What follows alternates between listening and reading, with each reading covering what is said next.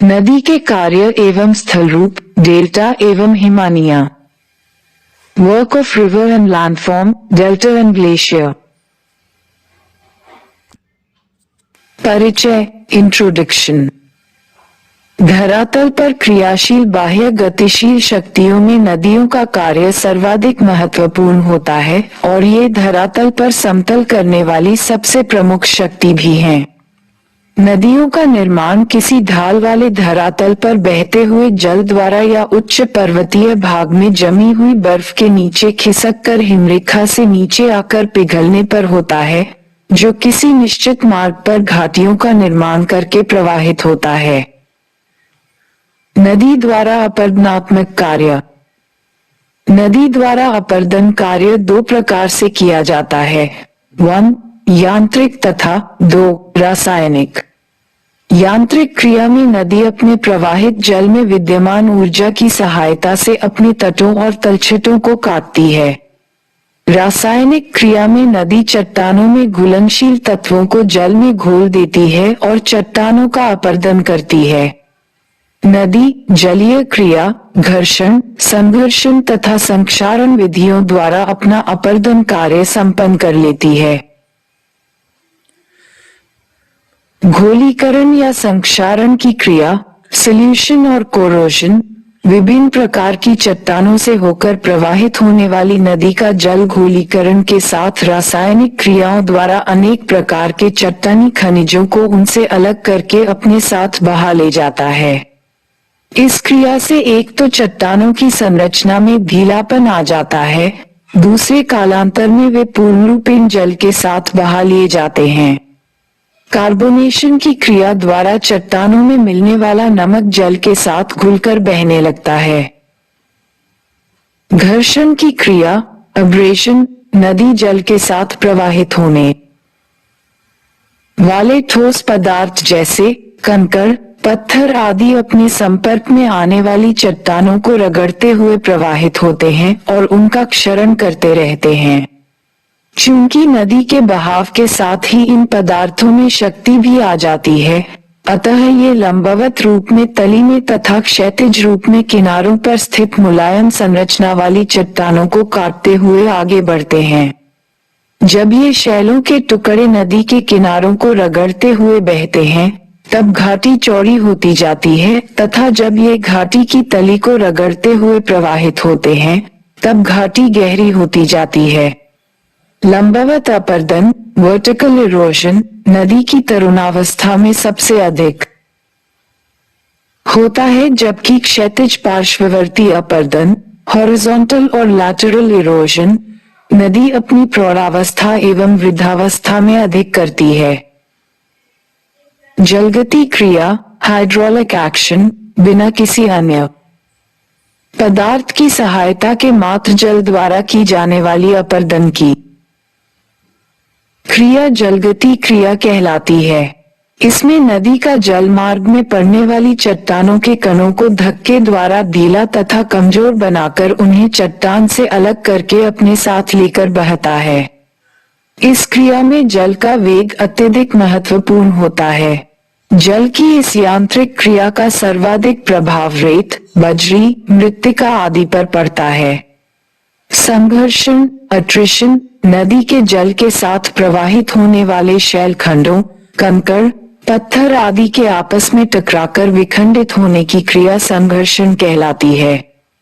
इस क्रिया के परिणामस्वरूप टुकड़ों के आपस में रगड़ने एवं टकराने से उनका आकार घटता जाता है और विशेष करके गोल हो जाता है।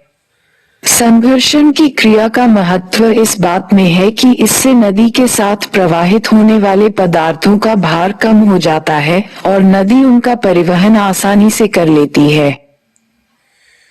आधार तल, बेस लेवल, नदी द्वारा किए जाने वाले लंबवत अपरदन की अंतिम सीमा आधार तल के रूप में जानी जाती है और इसके आगे नदी किसी भी प्रकार का अपरदन नहीं कर पाती है। जब किसी नदी की अपरदनात्मक क्षमता एकदम कम हो जाती है, तब ये कहा जाता है कि उसने अपने आधार तल को प्राप्त कर लिया है। नदी द्वारा बनी अपरदनात्मक स्थलाकृतियां। वी आकार की घाटी पर्वतीय क्षेत्रों में अपने उद्गम से लेकर संपूर्ण क्षेत्र तक नदी का सबसे महत्वपूर्ण कार्य अपनी घाटी को गहरा करना होता है। ऐसे क्षेत्रों में नदी के तीव्र ढाल पर प्रवाहित होने के कारण उसकी धारा अत्यधिक तेज होती है और भार वहन करने की शक्ति भी अधिक होती है।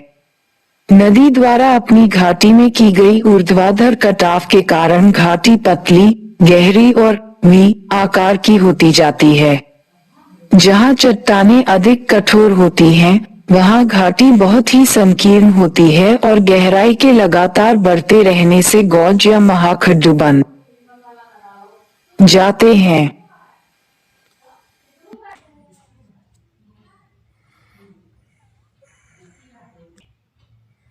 उदाहरण भारत में हिमालय क्षेत्र में सतलज, सिंधु और ब्रह्मपुत्र नदियों ने ऊंची पर्वत श्रृंखलाओं को काटकर महाखड्डों का निर्माण किया है। आकार की घाटी या कैनियन शुष्क प्रदेशों में प्रवाहित होने वाली नदियों की घाटियों की चौड़ाई वर्षा की कमी के कारण अधिक नहीं बढ़ पाती है और इन क्षेत्रों में नदी केवल अपने तल को ही काटकर गहरा बनाती रहती है। इस प्रकार से निर्मित अत्यधिक गहरे महाखड्डों को कैनियन की संज्ञा दी जाती है। अमेरिका में कोलोरेडो नदी का कैनियन विश्व प्रसिद्ध है, जो कि आई के आकार में लगभग 200 किलोमीटर की लंबाई में विस्तृत है। जलसगर्तिका पॉटहोल जब नदी के जल के साथ बहते हुए कंकड़ पत्थर के टुकड़े कठोर चट्टानों में गड्ढे बना देते हैं, तो इन गड्ढों में अवसाद के लंबे समय तक घूमते रहने के कारण ये गोल एवं गहरे हो जाते हैं। इन आकृतियों को जलसगर्तिका कहते हैं। जलप्रपात वाटरफॉल जब नदी घाटी के ऊपरी क्षेत्रों में उसके तल पर कोई कठोर चट्टान उभरी या मुड़ी अवस्था में स्थित होती है, तो जल की धारा उसके ऊपर से गुजरती हुई नीचे गिरती है। इसके ऊपरी भागों में निम्नवर्ती अपर्दन तो होता रहता है, किंतु मार्ग की कठोर चट्टान इस कार्य में बाधा पहुंचाती है। जब नदी चट्टानी कगार पर ऊपर से सीधे नीचे गिरती है, तब उस दशा को जलप्रपात कहा जाता है। जब नदी घाटी के तल पर कोई कड़ी चट्टान घाटी के आर पार विस्तृत होती है, तभी जलप्रपात एवं क्षिप्रिकाओं रैपिड्स का निर्माण होता है। जलप्रपात के नीचे जल से भरा एक गहरा कुंड होता है, जो बाद में जलप्रपात के लगातार पीछे हटने के कारण एक संकरी किंतु गहरी घाटी के रूप में परिवर्तित हो जाता है। इस गहरी घाटी को महाखड्डू कहा जाता है। इस प्रकार महाखड्डू, क्षिप्रिकाएं और जलप्रपात नदी घाटी के ऊपरी भाग में स्थित युवावस्था के स्थल रूप हैं। उदाहरण के लिए उत्तरी अमेरिका का न्याग्रा जलप्रपात, जिसमें पानी 51 मीटर की ऊंचाई से नीचे गिरता है। दक्षिण अफ्रीका की जाम्बेजी नदी पर स्थित विक्टोरिया जलप्रपात में भी पानी 108 मीटर की ऊंचाई से नीचे गिरता है। भारत में भी कर्नाटक राज्य में पश्चिमी घाट पर्वतीय क्षेत्र में कावेरी की सहायक शरावती नदी पर स्थित जोग या गरसोप्पा जलप्रपात में पानी 260 मीटर की ऊंचाई से नीचे गिरता है। जबलपुर के निकट नर्मदा नदी की घाटी में संगमरमर चट्टान के मध्य स्थित धुआंधार जलप्रपात केवल 30 मीटर ऊंचा है, किंतु ये प्राकृतिक भूदृश्य के कारण आकर्षण का केंद्र है। झारखंड स्थित छोटा नागपुर पठार क्षेत्र से रांची के निकट सुबर्णरेखा नदी पर स्थित हुंडुरु जलप्रपात 97 मीटर ऊंचा है। नदी द्वारा निक्षेपात्मक स्थलाकृतियां, depositional landform by river, जलोढ़ पंख, alluvial fan। नदी घाटी के मध्यवर्ती या मैदानी भाग में उसके जल की मात्रा में वृद्धि हो जाती है तथा ढाल में कमी के कारण उसकी गति भी धीमी हो जाती है। उस भाग में नदी द्वारा तली की अपेक्षा किनारों का कटाव अधिक किया जाता है और वह टेढ़े मेढ़े एवं सर्पीले मार्ग से होकर प्रवाहित होने लगती है। जब नदी पर्वतीय भाग से उतरकर पर्वतपदीय क्षेत्रों में प्रवेश करती है तो कुछ अवसादों का निक्षेपण भी उसके द्वारा हो जाता है, जिसमें मोटे कणों के साथ ही बालू, बजरी, चट्टानी टुकड़े आदि मिले रहते हैं। इन अवसादों का जमाव पर्वतपदीय क्षेत्रों में पंखों की आकृति में किया जाता है। अतः इन आकृतियों को जलोढ़ पंख कहते हैं।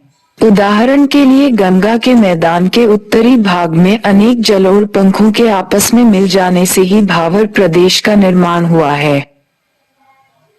जलोढ़ शंकु, अलूवियल कोन्स। जब नदी पर्वतपदीय क्षेत्र में जलोढ़ का निक्षेप त्रिकोणाकार आकृति में करती है तो इन्हें जलोढ़ शंकु कहते हैं। जलोढ़ पंख व जलोढ़ शंकु में केवल इतना अंतर है कि शंकु की अपेक्षा पंख का ढाल मंद होता है।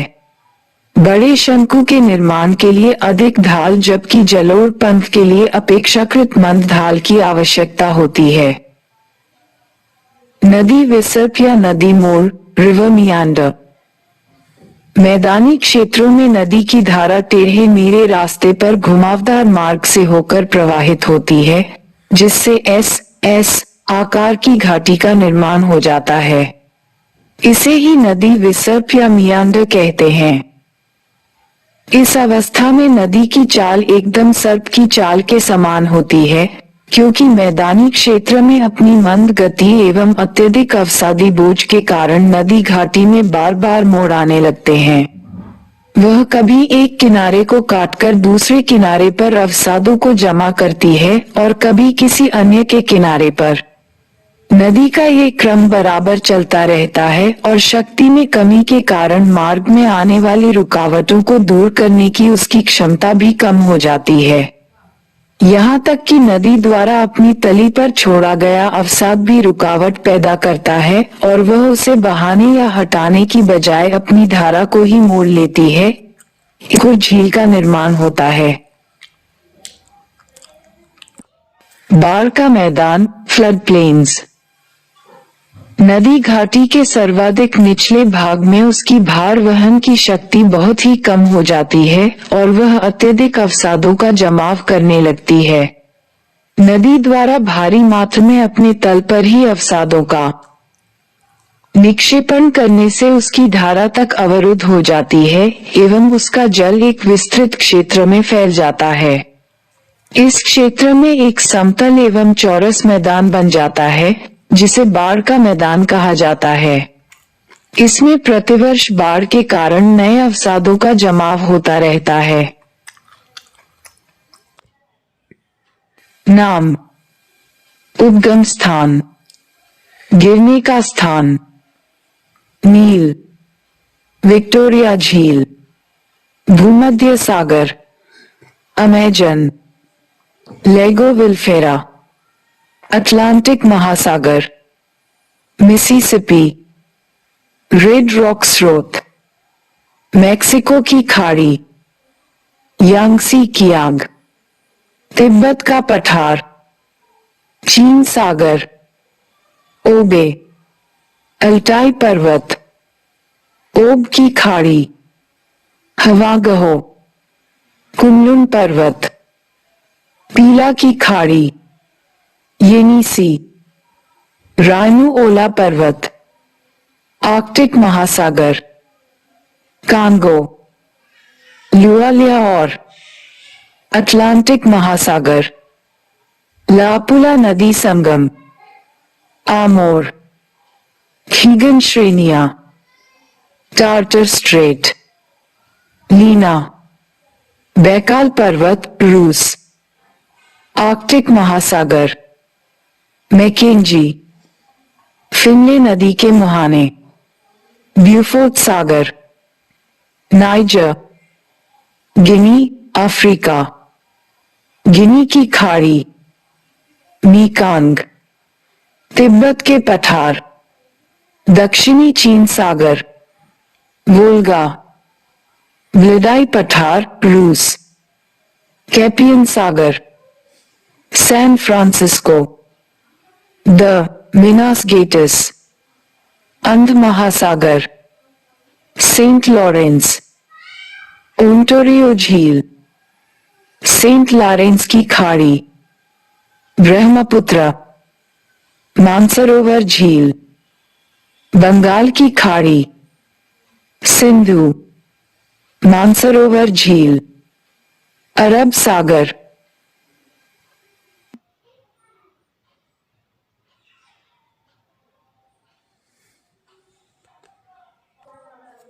डैन्यूब, ब्लैक फॉरेस्ट, काला सागर, जर्मनी, फरात, कारासुन और मूरत, शत अल अरब, डार्लिंग, ऑस्ट्रेलिया, मरे नदी, मरे, ऑस्ट्रेलियन आल्प्स, हिंद महासागर, नेल्सन, बो नदी का भाग, हडसन की खाड़ी, पैराग्वे, माटो ग्रोसो, ब्राजील, पेराना नदी, यूराल, द यूराल पर्वत, कैपियन सागर, गंगा, गोमुख हिमानी से, बंगाल की खाड़ी, आमू दरिया, निकोलस श्रेणी, अरल सागर, साल्वीन, तिब्बत क्यूलुन पर्वत, मर्तावान की खाड़ी, अरकनसास, मध्य कोलोरेडो, मिसिसिपी नदी, कोलोरेडो, फ्रेंड कंट्री, कैलिफोर्निया की खाड़ी, नीपा, ब्लेडाई पर्वत, काला सागर, ओहियो, पोर्ट-कंट्री, मिसिसिपी नदी, इरावदी, माली और नामी नदी, बंगाल की खाड़ी, ऑरेंज, लिसथो, अटलांटिक महासागर, ओरिनिको, सियरारिमा पर्वत, अटलांटिक महासागर, कोलंबिया, कोलंबिया झील, प्रशांत महासागर, डॉन, टूला, अजोब सागर, टिग्रिस, टॉरस पर्वत, शत अल अरब। नदियों के किनारे बसे विश्व के प्रमुख शहर। बगदाद नगर बसा है टाइग्रिस शहर नदी के किनारे।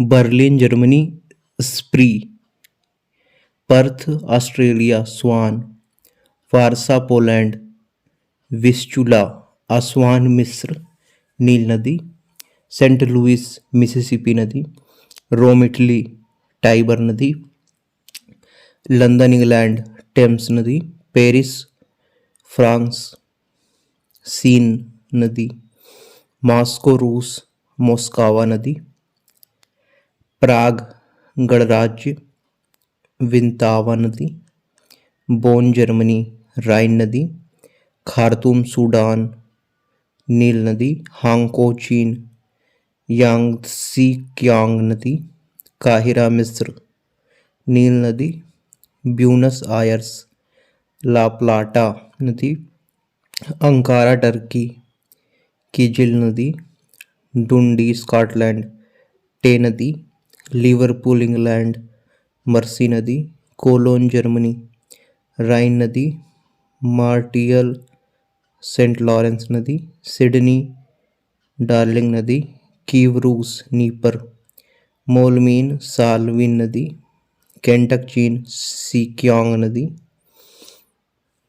बेलग्रेड नगर, डेन्यूब नदी, बुडापेस्ट, डेन्यूब नदी, वाशिंगटन पोटामेक नदी, वियना ऑस्ट्रिया, डेन्यूब नदी, टोक्यो जापान, आराकावा नदी, शंघाई चीन, यांगसी क्यांग नदी, रंगून म्यांमार, इरावदी नदी, ओटावा कनाडा, सेंट लॉरेंस नदी, न्यूयॉर्क हडसन नदी, मैड्रिड स्पेन, मैजेंसिस नदी। मैड्रिड स्पेन मैजेंसिस नदी। लिस्बन पुर्तगाल टंगस नदी। लाहौर पाकिस्तान रावी नदी। कराची पाकिस्तान सिंधु नदी। डबलिन आयरलैंड लीफे नदी। दिल्ली भारत यमुना नदी। चिटगांव बांग्लादेश मयाड़ी नदी। हैम्बर्ग जर्मनी एल्ब नदी। शिकागो अमेरिका मिसिसिपी नदी। ब्रिस्टल इंग्लैंड एवन नदी। बसरा इराक दजला नदी। क्यूबेक कनाडा सेंट लॉरेंस नदी।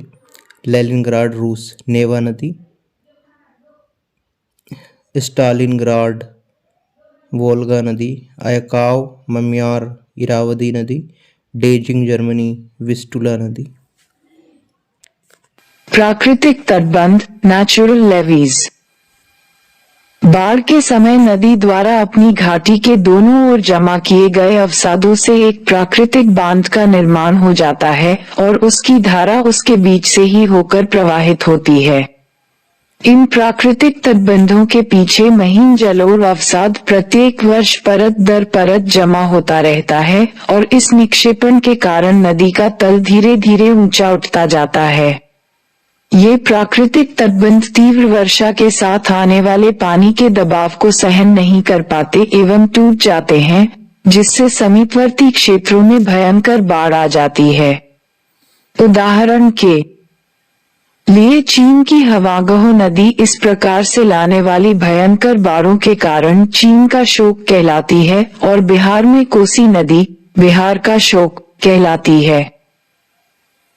डेल्टा नदियां अपने स्रोत से निकलकर सागर या झील में गिरती हैं, तो उसके प्रवाह में अवरोध एवं वेग में कमी के कारण नदी द्वारा किए गए अपर्दन से प्राप्त मलबे का निक्षेप अपने मुहाने पर इकट्ठा करती हैं, जिससे एक विशेष प्रकार की आकृति का निर्माण होता है।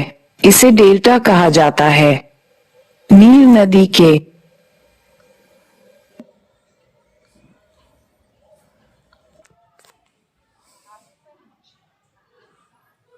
रूप के लिए डेल्टा मुहाने पर निक्षेपणात्मक स्थल रूप के लिए डेल्टा शब्द सर्वप्रथम प्रयोग किया गया। नदी के मुहाने पर उसके द्वारा बहाकर लाए गए अवसादों के निक्षेपण के परिणामस्वरूप जब उसकी धारा अवरुद्ध हो जाती है, तो परिपक्वावस्था के कारण पदार्थों का परिवहन करने में असमर्थ होकर वह अनेक शाखाओं में विभाजित होकर प्रवाहित होती है। नदी की विभिन्न शाखाओं के बीच स्थित त्रिभुजाकार निक्षेपात्मक आकृति को डेल्टा की संज्ञा दी जाती है, क्योंकि इसका आकार ग्रीक अक्षर डेल्टा की भांति होता है। चापाकार डेल्टा आक्यूट डेल्टा, इस डेल्टा का आकार धनुष के समान होता है। इसका विस्तार मध्य में सर्वाधिक होता है। चापाकार डेल्टा का निर्माण बड़े कणों वाले पदार्थों से होता है, जिसमें बजरी, रेत तथा सिल्ट की अधिकता होती है। इस प्रकार के डेल्टा का निर्माण मुख्य रूप से अर्धशुष्क जलवायु वाले प्रदेशों में अधिक होता है। नील नदी गंगा का डेल्टा राइन, नाइजर, हवागह, इरावदी, वोल्गा, सिंधु, मीकांग, पो, रोम, लीना डेल्टा आदि चापाकार डेल्टा के उदाहरण हैं। पंजाकार डेल्टा बर्डफुट डेल्टा, इसका निर्माण जल के साथ घोल के रूप में बारीक कणों से होता है। इसके लिए नदी का वेग अधिक होता है, जिससे नदी अपने बारीक कणों के साथ समुद्र में अधिक दूरी तक प्रवेश कर जाती है।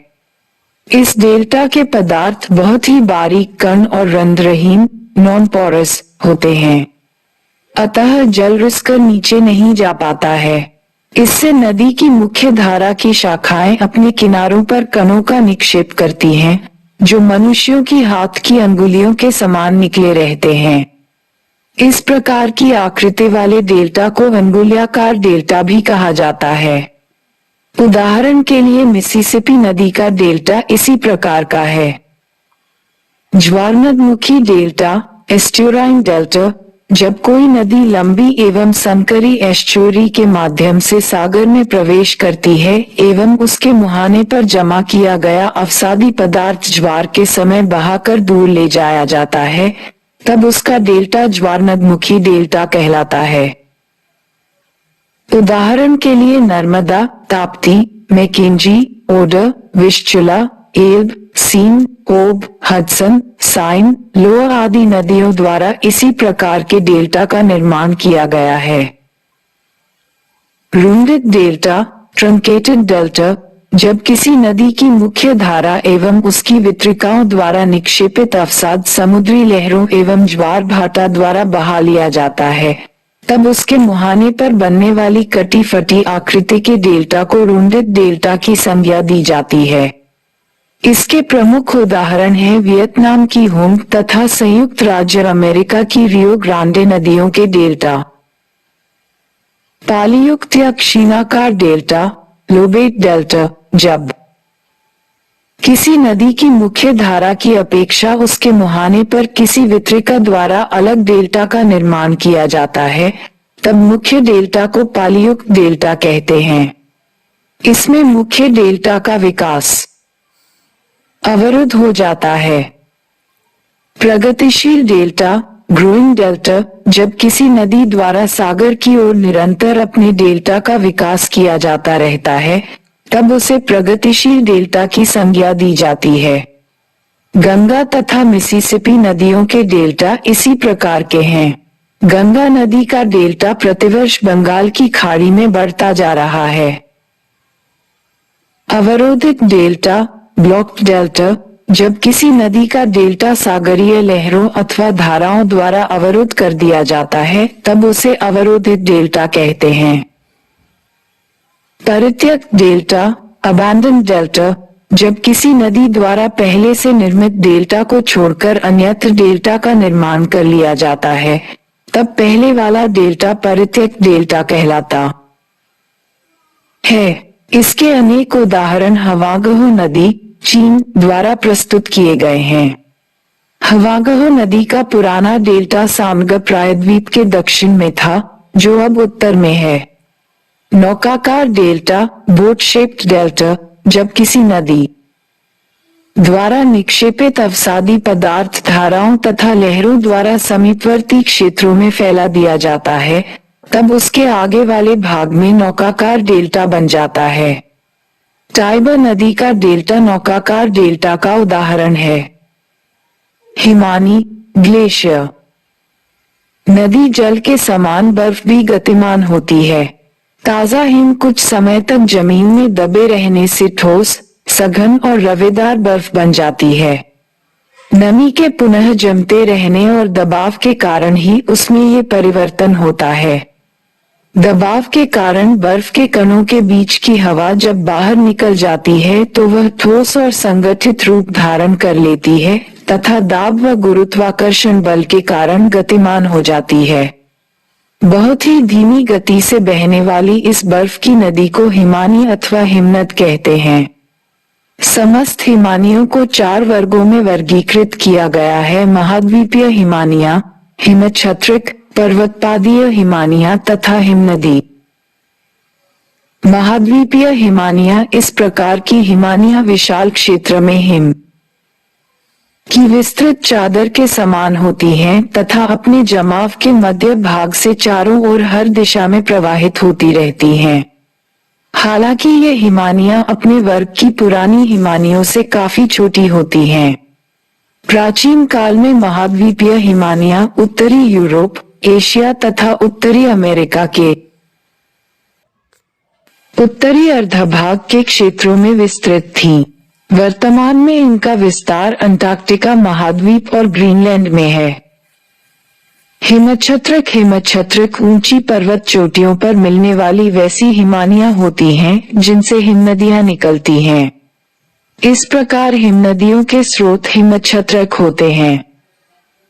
पर्वतपादीय हिमानी वे हिम चादर जो ऊपरी अक्षांशों में पर्वतपादीय क्षेत्रों में मिलते हैं, उन्हें पर्वतपादीय हिमानी कहते हैं। इस प्रकार की हिमानी मूल रूप से दक्षिण अलास्का में मिलती हैं। हिमनदी इसे पर्वतीय हिमानी या घाटी हिमानी भी कहा जाता है। हिमनदी जो वास्तव में बर्फ की नदी होती है, मूल रूप से ऊंची पर्वत श्रेणियों पर मिलती है। महाद्वीपीय हिमानियों के विपरीत हिमनदी पर्वतीय ढालों पर घाटी में सीमित होकर नीचे की ओर बर्फ की नदी के रूप में बहती है। हिमनदी की गति अत्यंत धीमी होती है, हालांकि उसकी यह गति घाटी के ढाल और हिमपर्तों की मोटाई पर भी निर्भर करती है। अतः किनारे पर हिम की मोटाई कम होने और दीवार तथा तल से घर्षण अधिक होने के कारण हिमनदी की गति बीच में अधिक और किनारों की ओर कम होती है। साथ ही हिमनदी के अंदर असमान गति होती है। इसकी ऊपरी सतह आधार की अपेक्षा अधिक तेज गति से चलती है। इस असमान गति के कारण हिम के फटने से उस पर जो दरारें पड़ जाती हैं, उन्हें हिमविदर कहते हैं। हिमरेखा, स्नो लाइन, पर्वतीय एवं ध्रुवीय क्षेत्रों की वह रेखा जिसके ऊपर वर्ष भर हिम का आवरण बना रहता है तथा बर्फ पिघल नहीं पाती है, हिमरेखा के रूप में जानी जाती है। समुद्र तल से जलवायविक प्रभाव आदि के कारण विभिन्न स्थानों पर हिमरेखा की ऊंचाई भी अलग अलग होती है। एक तथ्य ये भी स्मरणीय है कि भूमध्य रेखा से ध्रुवों की ओर जाने पर हिमरेखा की ऊंचाई क्रमशः घटती जाती है और ध्रुवीय क्षेत्रों में ये प्रायः समुद्र तल के बराबर ही पाई जाती है। हिमानी के कार्य एवं स्थलाकृति, work of glacier and landforms. Himani या हिमनद द्वारा धरातलीय उच्चावच में परिवर्तन का कार्य प्रायः दो रूपों में संपन्न किया जाता है। अपघर्षण की क्रिया, जब आगे बढ़ती हुई हिमानी के साथ छोटे छोटे कंकड़, पत्थर एवं शैलचूर्ण भी आगे सरकते हैं तो उसकी अपरदनात्मक सक्रियता में वृद्धि हो जाती है। इन पदार्थों द्वारा हिमानी के किनारों तथा तली पर अपरदन की क्रिया तेजी से होती है, जिससे उसकी घाटी का आकार चौड़ा एवं गहरा हो जाता है, क्योंकि हिमानी के साथ आने वाले पदार्थ रेगमाल या सैंडपेपर की भांति कार्य करते हैं। इस क्रिया को अपघर्षण की क्रिया कहते हैं। उत्पादन की क्रिया का तात्पर्य उखाड़ने या हटाने की क्रिया से है। इसमें हिमनद चट्टानों के बड़े बड़े टुकड़ों को उखाड़कर अपने साथ सरकाते हुए आगे बढ़ता है। वर्षा के जल एवं हिमानी के पिघलने से प्राप्त जल के चट्टानी दरारों में प्रवेश कर जाने से चट्टानें कमजोर हो जाती हैं तथा हिमनद के सरकते समय उसके बड़े बड़े टुकड़े अलग हो जाते हैं। इस क्रिया के माध्यम से हिमानी द्वारा शीर्षस्थ अपरदन किया जाता है एवं सर्क या कोरी का निर्माण अधिक होता है। हिमानीकृत अपरदनात्मक स्थलाकृतियां, erosional landforms by glacier। You आकार की घाटी हिमानी द्वारा निर्मित की गई घाटी को यू आकार की घाटी कहते हैं, क्योंकि पर्वतीय भागों में हिमानियों द्वारा बनाई गई घाटियां पार्श्ववर्ती एवं तली अपरदन के कारण सपाट तल वाली तथा चारों तरफ से खुली हुई होती हैं। अपरदन के कारण इनके दोनों किनारे काफी समानांतर एवं उन्नतोदर ढाल वाले बन जाते हैं। लटकती या निलंबित घाटी, हैंगिंग वैली। लटकती या निलंबित घाटियों की रचना उस समय होती है जब हिमानी की मुख्य घाटी में मिलने वाली सहायक हिमानियों की घाटियों का तल उसकी अपेक्षा काफी ऊंचा दिखाई देता है और ये सहायक घाटियां मुख्य घाटी पर लटकती सी प्रतीत होती हैं। हिम के पिघल जाने पर जब इन लटकती घाटियों से जल निचली घाटियों में गिरता है तो प्रपात का निर्माण होता है। इसी कारण लटकती घाटियों को प्रपाती घाटियां भी कहा जाता है। लटकती घाटियों का निर्माण मुख्य घाटी एवं सहायक घाटियों की अपरदन क्रिया में विभिन्नता के कारण होता है। सर्क या हिमज गह्वर, सर्क पर्वतीय क्षेत्रों में घाटी हिमनद द्वारा उत्पन्न स्थल रूपों में सर्क सर्वाधिक महत्वपूर्ण होता है तथा ये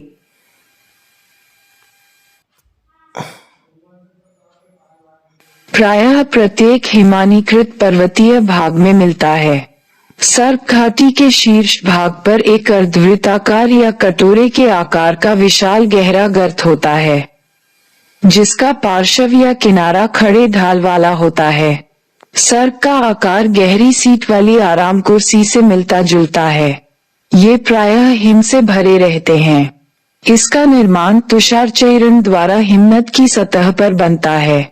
तापीय अंतर के कारण दिन रात के समय एक दूसरे के हिम व जल में परिवर्तन होने से चट्टान पर दबाव पड़ता है और इस प्रकार दबाव के कारण संलग्न चट्टानों के टूटने से विशाल गर्त का निर्माण होता है। डॉट सर्क या हिमज गह्वर के निर्माण से संबंधित सिद्धांत। जे गारवुड की परिकल्पना। जॉनसन का वर्गशृंग सिद्धांत। हाब्स की संकल्पना। सर्क झील या तरण सर्क या हिमज गहर की घाटी में स्थित चट्टानों पर अत्यधिक हिम के दबाव तथा अधिक गहराई के कारण अपर्दन की क्रिया संपन्न होने के कारण छोटे छोटे अनेक गड्ढों का निर्माण हो जाता है और हिम के पिघल जाने के पश्चात संपूर्ण बेसिन में जल भर जाता है। सर्क बेसिन में जल भर जाने से बनी छोटी झील को ही सर्क झील या टॉर्न कहते हैं। अरीट पर्वतीय भागों में पहाड़ी के दोनों ओर के सर्क एक दूसरे की तरफ सरकते हैं तो उनके मध्य का भाग अपर्दित होकर नुकीला होने लगता है। धीरे धीरे नुकीली चोटी का विकास होता है और यह कंघी या आरा 100 दांतों के समान दिखाई देती है। इस संरचना को अरेट या अरीट कहते हैं। हॉर्न या गिरिश्रृंग। हॉर्न किसी पर्वतीय श्रेणी के चारों ओर निर्मित सर्कों द्वारा शीर्ष अपर्दन के परिणामस्वरूप पहाड़ी का बचा हुआ भाग एक ऊंचे पिरामिड का रूप धारण कर लेता है, जिसका सिरा सीन की भांति ऊपर निकला रहता है। इस स्थलाकृति को ही गिरी श्रृंग या हॉर्न की संज्ञा दी जाती है। उदाहरण के लिए स्विट्जरलैंड में आल्प्स पर्वत पर मैटरहॉर्न इसका प्रमुख उदाहरण है।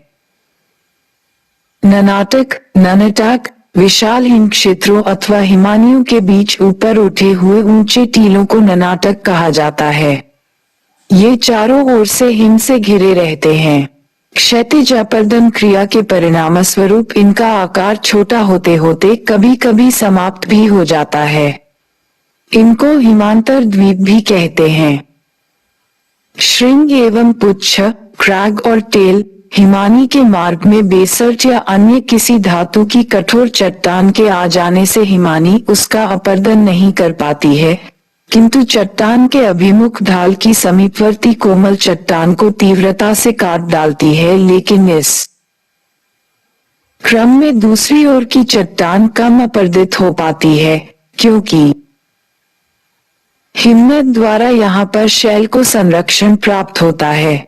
इस कारण दूसरी ओर का ढाल हल्का एवं मंद होता है और ये दूर तक विस्तृत रहता है। दूर से देखने पर यह बेसल्ट की ग्रीवा या श्रृंग के पीछे संलग्न एक लंबी पूंछ के समान लगता है।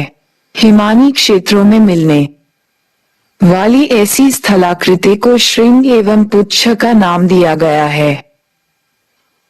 भेड़ पीठ शैल या रोशमाउटनी हिमानी के आगे बढ़ते समय उसकी तली में उपस्थित ऊबड़ खाबड़ चट्टानें तली अपर्दन के कारण घिसकर चिकनी, चौरस एवं सपाट टीलों में परिवर्तित हो जाती हैं, जो दूर से देखने पर भेड़ की पीठ जैसी दिखती हैं।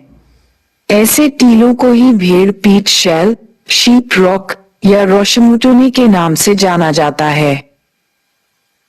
फियोर्ड्स परिध्रुवीय अर्थात उच्च अक्षांशीय क्षेत्रों में हिमानियों का आगे बढ़ते हुए समुद्र तटीय भागों तक पहुंचना एक आम बात है। इनके सागर तटीय क्षेत्रों में पहुंचने पर वहां अपर्दन की क्रिया के कारण सागर तट अत्यधिक कट फट जाता है एवं लंबी तथा संकरी घाटियों का निर्माण हो जाता है। इन घाटियों की गहराई कहीं कहीं हजारों मीटर तक पाई जाती है। इन सीधी घाटियों के किनारे प्रायः खड़े ढाल वाले होते हैं। सागर के तटवर्ती भागों में डूबी हुई हिमानियों द्वारा निर्मित घाटियों वाली स्थलाकृति को ही फ्यूड कहते हैं। उदाहरण, यद्यपि फ्यूड की उपस्थिति दोनों गोलार्धों में पाई जाती है, किंतु New Zealand, British Columbia, Alaska, Labrador, Greenland, Norway, Chile आदि क्षेत्रों में ये अधिकता से मिलते हैं। हिमोर या मरेन हिमानी की निक्षेप जनित स्थलाकृतियों में हिमोर सर्वाधिक महत्वपूर्ण होते हैं। इनका निर्माण हिमनदियों के साथ बहाकर लाए गए बारीक एवं बड़े कणों वाले पदार्थों के निक्षेपण से होता है, क्योंकि जब हिमानी इन पदार्थों को और आगे ले जाने में असमर्थ हो जाती है, तब इनका निक्षेपण कर देती है। इनका निक्षेपण प्रायः उन्हीं स्थानों पर होता है जहां हिमानियां पिघलकर जल में परिवर्तित होने लगती हैं। हिमोरों का निक्षेपण प्रायः लंबे लंबे कटकों अथवा असमान सतह वाली क्षैतिज परतों के रूप में होता है। हिमानियों के साथ बहाए जाने वाले पदार्थों को निक्षेपण स्थान के आधार पर निम्नलिखित प्रकार के हिमोरों में विभाजित किया जाता है। अंतिम या अंतस्थ हिमोर, टर्मिनल मरेन्स। इन हिमोरों का जमाव हिमनदों के सर्वाधिक आगे वाले भाग में उनके पिघलने के पश्चात निक्षेपों के जमाव से होता है। इनका आकार घोड़े की नाल अथवा अर्धचंद्र के समान होता है। पार्श्विक या पार्श्ववर्ती हिमोर, लैटरल मरेन्स। चूंकि हिमानियों द्वारा अधिकांश पदार्थों का परिवहन अपने पार्थों या किनारों के सहारे किया जाता है, अतएव उनके पिघलने पर इनका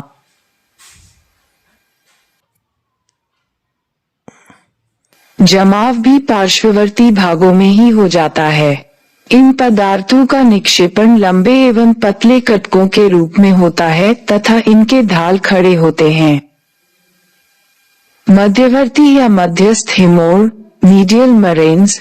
दो हिमानियों के परस्पर मिलने से उनके आंतरिक पार्श्व भी आपस में मिल जाते हैं।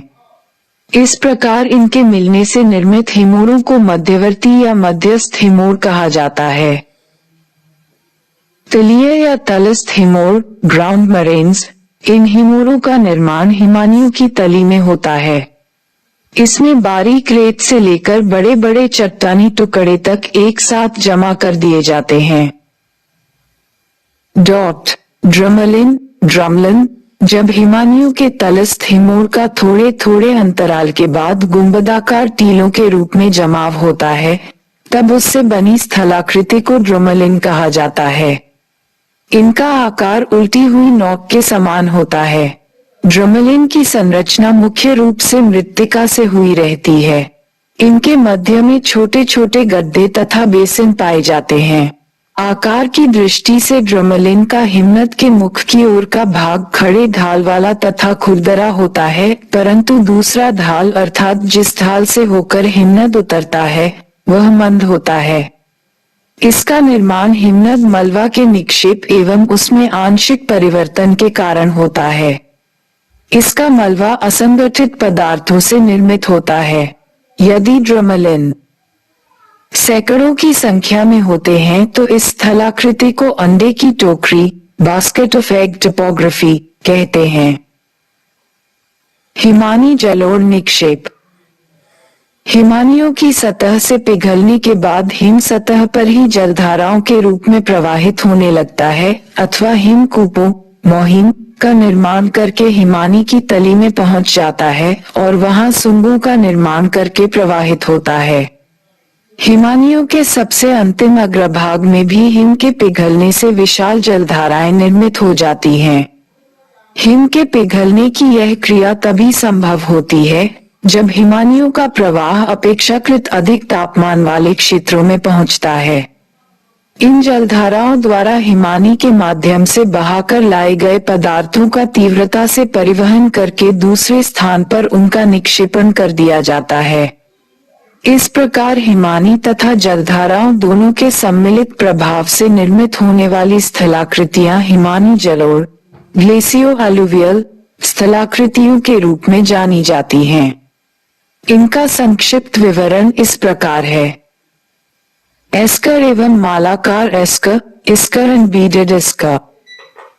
हिमानी के पिघलने पर उसके जलोढ़ निक्षेपों विशेषकर बजरी, रेत, कंकड़ पत्थर आदि के निक्षेपण से निर्मित लंबे, संकरे, लहरदार एवं किनारे पर तीव्र ढाल वाले टीलों को एस्क कहते हैं।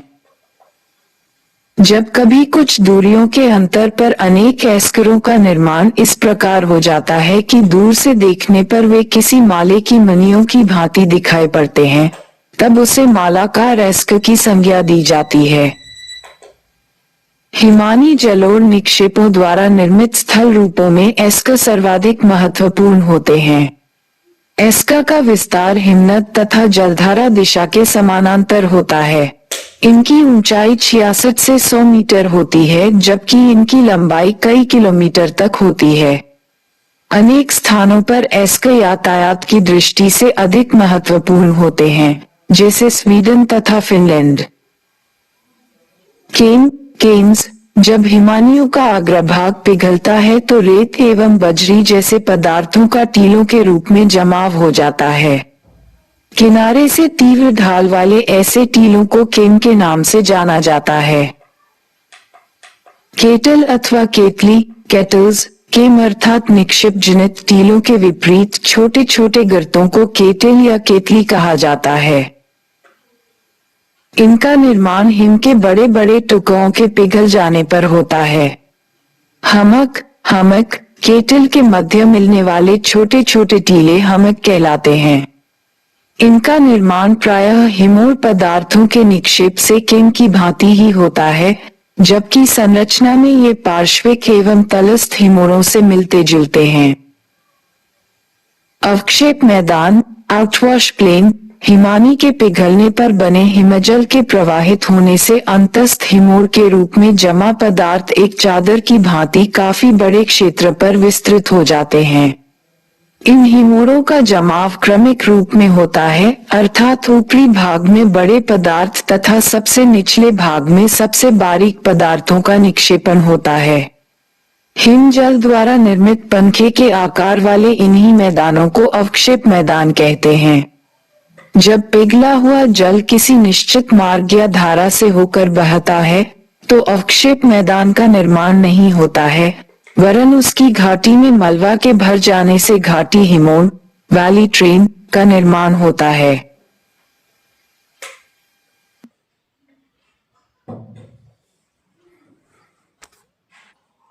डेल्टा एवं हिमानी एक नजर में। ग्रीक भाषा के अक्षर डेल्टा से समरूपता होने के कारण नदी के त्रिभुजाकार स्थलाकृति को डेल्टा कहा जाता है। डेल्टा नाम सबसे पहले ग्रीक लोगों ने नील नदी को दिया था, क्योंकि यह लगभग त्रिभुजाकार है।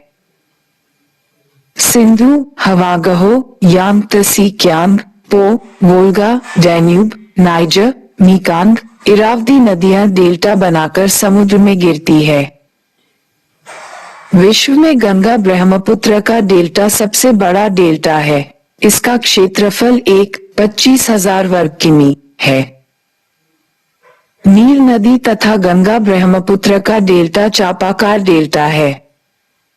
मिसिसिपी एवं मिसौरी नदी का डेल्टा पंजाकार डेल्टा है। भारत में नर्मदा व ताप्ती नदी का डेल्टा ज्वारनदमुखी डेल्टा है। हिमानी की गति का पता 1834 में लुई अगासिस ने लगाया था। हिम नदियों के स्रोत हिमछत्रक होते हैं। पर्वत पादीय हिमानी मूल रूप में अलास्का में मिलती है। हिमरेखा के ऊपर वर्ष भर हिम का आवरण बना रहता है। ड्रमलिन स्थलाकृति को अंडे की टोकरी भी कहते हैं। ये हिमानी द्वारा जलोढ़ों के निक्षेप से बनती है। स्वीडन तथा फिनलैंड में एस्क यातायात की दृष्टि से महत्वपूर्ण होते हैं। हिम के अग्रभाग के पिघलने से केम का निर्माण होता है। केम टीलों के विपरीत छोटे छोटे गर्तों को केटल कहा जाता है।